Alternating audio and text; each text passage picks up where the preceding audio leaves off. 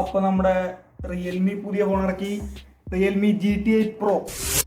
അപ്പോൾ അവർക്ക് അവരുടെ ഫോൺ വെച്ച് കുറച്ച് ആൾക്കാരൊക്കെ എന്തെങ്കിലുമൊക്കെ പറയാൻ വേണ്ടിയിട്ട് ഒരു ഗിമിക്കും കൂടി ഒപ്പം ഇറക്കി വിട്ടിട്ടുണ്ട്. അപ്പോൾ അതിന് നമുക്ക് ഡിസൈനെ പറ്റിയിട്ട് ആദ്യം പറയാം. അപ്പോൾ അതിൽ ആദ്യം പറഞ്ഞാൽ ഞാൻ ഗിമിക്കിനെ പറ്റി പറഞ്ഞു തരാം എന്താണെന്ന്. അപ്പോൾ ഒന്നാമത്തെ അതിൻ്റെ ക്യാമറ ബമ്പ് നമുക്ക് ഇന്റർചേഞ്ച് ചെയ്യാൻ പറ്റും. ആരാണ് ഇതൊക്കെ ചോദിക്കണമെന്ന് എനിക്ക് മനസ്സിലാവും. എനിക്കറിയില്ല കേട്ടോ, ചിലപ്പോൾ ആരെങ്കിലും ഇതൊക്കെ ഇൻട്രസ്റ്റഡ് ആയിട്ടുള്ള ആരെങ്കിലും ഉണ്ടല്ലോ. നമുക്ക് അതിൻ്റെ ബാക്കത്തെ ക്യാമറ ബമ്പിൻ്റെ ആ സാധനം എടുത്തിട്ട് മാറ്റിയിട്ട് നമുക്ക് പല ഷേപ്പുള്ള വെക്കാം. പോരാത്തതിന് അതിൻ്റെ ഡിസൈൻ അവർ പുറത്തേക്ക് വിടുന്നുണ്ട്. അപ്പോൾ 3D പ്രിൻറ്റേഴ്സിന് നമുക്ക് ഇഷ്ടമുള്ളത് 3D പ്രിൻറ്റ് ചെയ്ത് വയ്ക്കാം. അതൊക്കെ ചിലപ്പോൾ അടിപൊളിയാവും. പക്ഷെ ഇപ്പം എനിക്ക് ആ റൗണ്ട് മാറ്റി സ്ക്വയർ ആക്കി വെക്കുന്നതിൽ എന്താണ് ഇത്ര ഇതെന്ന് എനിക്ക് മനസ്സിലായില്ല. അത് വെറുതെ അവരുടെ ആ ഒരു ഫോൺ ഇറങ്ങുമ്പോൾ ആ പേര് അടിച്ചു കയറ്റാൻ വേണ്ടിയിട്ടുള്ള സെറ്റപ്പാണ്. പിന്നെ ഡിസൈനിൽ വരുന്നത് അടിയിൽ C ടൈപ്പ് ചാർജിങ്, എനിക്ക് തോന്നുന്നത് 2.0 ആണ് ഉണ്ട് USB. അതെന്താണെന്ന് എനിക്ക് മനസ്സിലായി. 3 ഒക്കെ വരുന്ന സമയത്ത് എന്താണ് 2.0 വെച്ചിട്ട് വിട്ടിട്ടുള്ളത്. ബഡ്ജറ്റിൻ്റെ ഇതാവും. ബഡ്ജറ്റ് ഞാൻ പിന്നെ പറഞ്ഞുതരാം. അപ്പോൾ ആദ്യത്തെ അടിയിൽ C ടൈപ്പ് ചാർജിങ് വരുന്നുണ്ട്, 2 മൈക്രോഫോൺ വരുന്നുണ്ട്, പിന്നെ സ്പീക്കർ വരുന്നുണ്ട്, മുകളിൽ ഒരു നോയ്സ് ക്യാൻസലിംഗ് മൈക്രോഫോൺ വരുന്നുണ്ട്, പിന്നെ എയർ ബ്ലാസ്റ്റർ വരുന്നുണ്ട്, മുകളിലത്തെ സ്പീക്കർ വരുന്നുണ്ട്. പിന്നെ യൂസ്വലി പവർ ബട്ടൺ അതൊക്കെയാണ് നമ്മുടെ ഡിസൈനിലുള്ളത്. പിന്നെ ബാക്ക് പാനൽ വരുന്നതാണ് ഇതിൻ്റെ പ്രത്യേകത. ഇതിന് ഒരു പേരിട്ടിട്ടുള്ളത് ഓർഗാനോ സിലിക്കൺ, അങ്ങനെ ഒരു പേരിട്ട ഓർഗാനോ സിലിക്കൺ എന്നാണ് ഇവരതിന് പേരിട്ടിട്ടുള്ളത്. എന്ന് വെച്ച് കഴിഞ്ഞാൽ ഈ റീസൈക്കിൾ ചെയ്ത് തന്നെ പ്ലാസ്റ്റിക് എന്നൊക്കെ ഉണ്ടാക്കുന്ന സാധനമാണ്.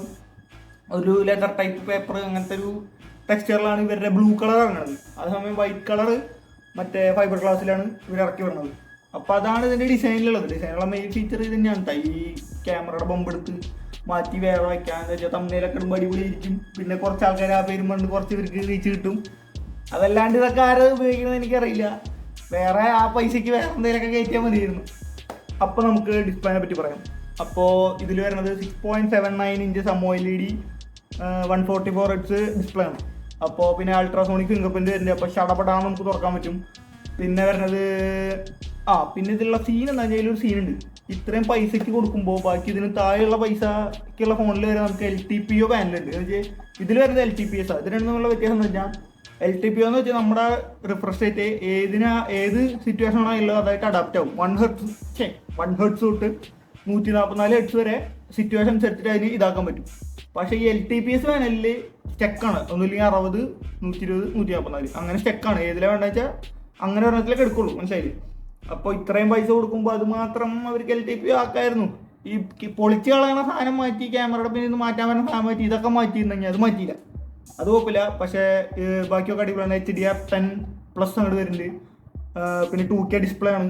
അപ്പോൾ ഡിസ്പ്ലേ ഒരു അടിപൊളിയാണ്. ഈ LTPOൻ്റെ കാര്യം വെച്ചാൽ നല്ല ഡിസ്പ്ലേ തന്നെയാണ്. അപ്പോൾ നമുക്ക് ഹാർഡ്വെയർ നോക്കാം. അപ്പോൾ ഇതിൽ വരുന്നത് Snapdragon 8 Gen 5 ആണ്. അപ്പോൾ എൻ്റെ വീഡിയോ കണ്ടവർക്കൊക്കെ അറിയാം ഇതൊരു അടിപൊളി സാധനമാണ്. Multi score, single score, gig bench, മറ്റേ Antutu എല്ലാ സ്കോറിലും നമ്മുടെ ഇത് അടിച്ച് പൊളിച്ച് നിൽക്കുന്ന ചിപ്പ് തന്നെയാണ് നമ്മുടെ ഈ സാധനം. പിന്നെ റാം വരുന്നത് 12 GB 16 GB ഉണ്ട്. അത് LPDDR5X റാമാണ് വരുന്നത്, ലേറ്റസ്റ്റ് തന്നെയാണ്. പിന്നെ സ്റ്റോറേജ് വരുന്നത് 512 GB 256 ആണുണ്ട്. അപ്പോൾ അതിൽ 4.1 ആണ് UFS സ്റ്റോറേജ് വരുന്നത്. അതും പുതിയ ഇത് തന്നെയാണ്. അപ്പോൾ അതൊക്കെ അടിപൊളിയാണ്. പിന്നെ ഇതിൻ്റെ ഇപ്പോൾ ഒരു വിഷൻ പ്ലസ്, ഒരു മിനിറ്റ് അങ്ങോട്ട് ഹൈപ്പർ വിഷൻ പ്ലസ് എന്ന് പറഞ്ഞിട്ട് ഒരു ചിപ്പ് വരുന്നുണ്ട്. അതായത് ഗെയിമിംഗ് പെർഫോമൻസ് എൻഹാൻസ് ചെയ്യാൻ വേണ്ടിയിട്ട് വരുന്ന, പിന്നെ നമ്മുടെ സിഗ്നൽ സ്ട്രെങ്ത് എൻഹാൻസ് ചെയ്യാൻ വേണ്ടിയിട്ട് വേറൊരു ചിപ്പും കൂടി വരുന്നുണ്ട്. അതൊക്കെ ഒരു ചെറിയ വ്യത്യാസം ഉണ്ടാക്കുമായിരിക്കും. അതൊക്കെയാണ് ഈ ഹാർഡ്വെയറിൽ വന്നിട്ടുള്ള മാറ്റങ്ങൾ. എന്തായാലും ഹാർഡ്വെയർ പറഞ്ഞ സ്ഥിതിക്ക് നമുക്ക് പെർഫോമൻസ് പറയാം. എന്തായാലും ഈ സ്നാപ്ഡ്രാഗൺ വെച്ച് ഇറക്കി ഇത്രയും റാമും ഇതൊക്കെ വെച്ചേക്കുമ്പോൾ നിങ്ങൾക്ക് ആലോചിക്കും അത്യാവശ്യം അടിപൊളിയാണ്. പിന്നെ നമ്മൾ നിപ്പിക്ക് എന്ന് പറഞ്ഞു കഴിഞ്ഞാൽ ഏറ്റവും ഇപ്പോൾ കുറച്ച് റിവ്യൂവേഴ്സ് പറഞ്ഞ കേട്ടതാ എന്ന് വെച്ചാൽ കൺസിസ്റ്റൻ്റ് ആയിട്ട് നമുക്ക് ഹൈ പെർഫോമൻസ് ഗെയിം കളിക്കാൻ പറ്റില്ല. ഇപ്പോൾ മറ്റേ COD PUBG അല്ല, അതിനും മേലെ ഗെൻഷിൻ ഇമ്പാക്റ്റ് അങ്ങനത്തെയൊക്കെ കളിക്കുന്ന സമയത്ത് നമുക്ക് കൺസിസ്റ്റൻ്റ് ആയിട്ട് കുറച്ച് മറ്റേ ഫ്രെയിംസ് ഡ്രോപ്പ് ആവുന്ന സിറ്റുവേഷൻ ഉണ്ടാവുന്നതെന്നാണ് പറയുന്നത്. പക്ഷേ ഒരു റെഗുലറായിട്ട് യൂസ് ചെയ്യുന്ന ഒരാൾക്ക് ഒരു സീനുമില്ല, അടിപൊളിയായിട്ട് ഉപയോഗിക്കാം. അത് അടിപൊളി സെറ്റ് തന്നെയാണ്. പിന്നെ ഈ പറഞ്ഞത് ഒരു ചെറിയ കാര്യമാണ്. അതായത് നമ്മൾ അത്രയും ഇതിലായിട്ട് ഇൻറ്റൻസ് ആയിട്ട് ലോങ്ങറായിട്ട് ഗെയിം കളിക്കുന്നവർ ഇത് മാറ്റി വേറെ ആലോചിക്കേണ്ടതാണ്. അപ്പോൾ നമുക്കിനി ബാറ്ററി എടുക്കാം. നമ്മുടെ OnePlus Red Magic എല്ലാവരും 6500, 7000, 8000 എന്താ അറിയില്ല. അവർ ബാറ്ററി ഇടുന്ന സമയത്ത് നമ്മുടെ റിയൽമി കുറച്ചിട്ടില്ല. Realme 7000 mAh battery, 120 watt wired fast charging, പിന്നെ 50 വാട്ട് വയർലെസ് ഫാസ്റ്റ് ചാർജിങ് ഒക്കെ അടിപൊളിയായി വന്നിട്ട് 43 മിനിറ്റ് വയേർഡായിട്ട് കുത്തിക്കുമ്പോൾ ഫുൾ ചാർജ് ആവാൻ 75 മിനിറ്റ് ആകുന്നുണ്ട് വയർലെസ് ആയിട്ട് ഫുൾ ചാർജ് ആവാൻ. ആ ബാറ്ററി ഡേസിലൊന്നും നോ സീൻ. സിലിക്കൺ കാർബൺ വെച്ചാൽ ഇപ്പോൾ കട്ടിയൊന്നും കൂട്ടാണ്ട് തന്നെ നമുക്ക് ഇഷ്ടം പോലെ ഒരു ദിവസം അടിച്ച് പൊളിച്ച് ഉപയോഗിക്കാം. പിന്നെ നമുക്ക് സോഫ്റ്റ്വെയറിനെ പറ്റി പറയുകയാണെങ്കിൽ ഇതിൽ Android 16 പുതിയ സോഫ്റ്റ്വെയറിനെ, പിന്നെ 4 വർഷത്തെ സോഫ്റ്റ്വെയർ അപ്ഡേഷനും 5 വർഷത്തെ സെക്യൂരിറ്റി അപ്ഡേഷനും ഇവർ പറയുന്നുണ്ട്. പിന്നെ ഇതിൽ പ്രധാനപ്പെട്ട മാറ്റം എന്ത്, നമുക്ക് അല്ലെങ്കിൽ കുറേ വള്ളി ആപ്സ് കിട്ടാറുണ്ട് ഈ സോഫ്റ്റ്വെയറിൻ്റെ ഒപ്പം. പക്ഷേ എനിക്കതൊരു സീനായിട്ട് തോന്നിയില്ല. ഇപ്പോൾ പൈസ കുറയാണെങ്കിൽ എനിക്ക് എത്ര വള്ളി ആപ്സ് ഉണ്ടെങ്കിൽ നമുക്ക് അൺഇൻസ്റ്റാൾ ചെയ്യാൻ പറ്റുന്ന ഒരു കുഴപ്പമില്ലാത്ത കേസാണ്. പക്ഷേ ഈ പ്രാവശ്യം അവരങ്ങനത്തെ വള്ളി ആപ്സ് ഇല്ല, ഒരുവിധം ഇല്ലയെന്ന് തന്നെയാണ് പറയണത്. നമ്മുടെ സോഫ്റ്റ്വെയറിൽ ഓൾറെഡി ഇൻസ്റ്റാൾഡ് ആയിട്ട് വരുന്ന ആപ്സുകളൊക്കെ ഒരുവിധം ഇല്ലയെന്ന് തന്നെയാണ് കേട്ടത്. ഇനി അവിടെ ഇവിടെ വരുന്നുണ്ടോ എനിക്ക് അറിയില്ല കേട്ടോ. പിന്നെ കണക്ടിവിറ്റിയിൽ ബ്ലൂടൂത്ത് 6.0 വരുന്നുണ്ട്, വൈഫൈ 7 വരുന്നുണ്ട്, ഡ്യുവൽ 5G വരുന്നുണ്ട്, പിന്നെ NFC വരുന്നുണ്ട്, പിന്നെ നേരത്തെ പറഞ്ഞ പോലെ എയർ ബ്ലാസ്റ്റർ. അത് കണക്ടിവിറ്റിയിൽ ഇല്ല, എന്നാലും എയർ ബ്ലാസ്റ്റർ അടിവാണ്. ഇപ്പോൾ കുറേ ഫോണിൽ നമ്മളത് കാണാറില്ല. നമുക്ക് റിമോട്ടും അങ്ങനത്തെ കാര്യങ്ങളൊക്കെ സെറ്റാക്കാൻ പറ്റുന്ന സാധനമാണ് എയർ ബ്ലാസ്റ്റർ. അപ്പോൾ നമുക്ക് ക്യാമറയെ പറ്റി പറയാം. റിയൽമി ഇക്കൊല്ലം കുറച്ചധികം ഫോക്കസ് ചെയ്തിട്ടുള്ളതാണ് ക്യാമറ. അപ്പോൾ ഇതിൽ വരുന്നത് 50 മെഗാ പിക്സലിൻ്റെ മെയിൻ ക്യാമറ, 50 മെഗാ പിക്സലിൻ്റെ അൾട്രാ വൈഡ്, പിന്നെ 200 mega pixel telescope. 200 mega pixel നമ്മൾ കുറേ കേട്ട് മൂഞ്ചിയുണ്ട്, എന്നാലും കുഴപ്പമില്ല. പിന്നെ 32 മെഗാ പിക്സൽ ഫ്രണ്ട് ക്യാമറ വരുന്നുണ്ട്.